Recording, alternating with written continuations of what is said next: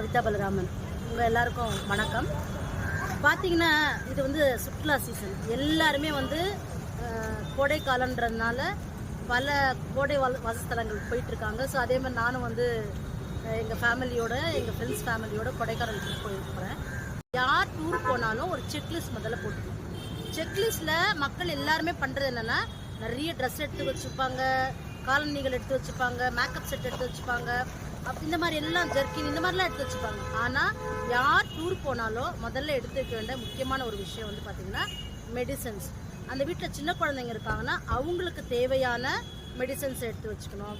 Vomit வருதுன்னு சொல்லிட்டுனா வாமிட்கான tablets எடுத்துக்கணும், cover எடுத்துக்கணும், இல்லை வெறும் எலுமிச்சம்பழம் இருந்தாலும் எடுத்துக்கணும்.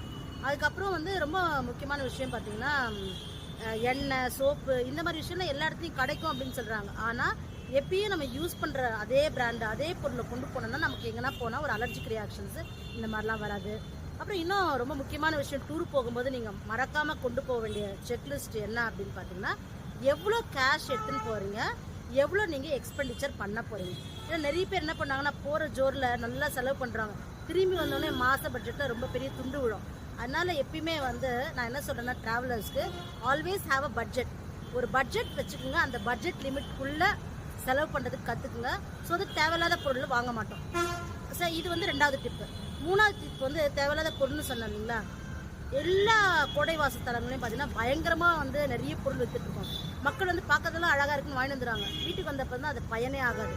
அப்போ நம்ம ஒரு பொருளை வாங்குறதுக்கு முன்னாடி இந்த பொருள் கொண்டு போனால் வைக்கிறதுக்கு இடம் இருக்கா, பயன்படுத்துவோமா அப்படின்றத முதல்ல ஒரு நிமிஷம் யோசித்து பார்த்தீங்கன்னா வேண்டான்னு உங்களுடைய அறிவு சொல்லும். அதை ஃபாலோ பண்ணுங்கள். இல்லை அழகுக்கு வாங்கி வந்து வச்சுக்கிறீங்கன்னா குப்பையோட குப்பையை இன்னொரு குப்பையை கொண்டு வந்து வச்சுக்க வேண்டியதான்.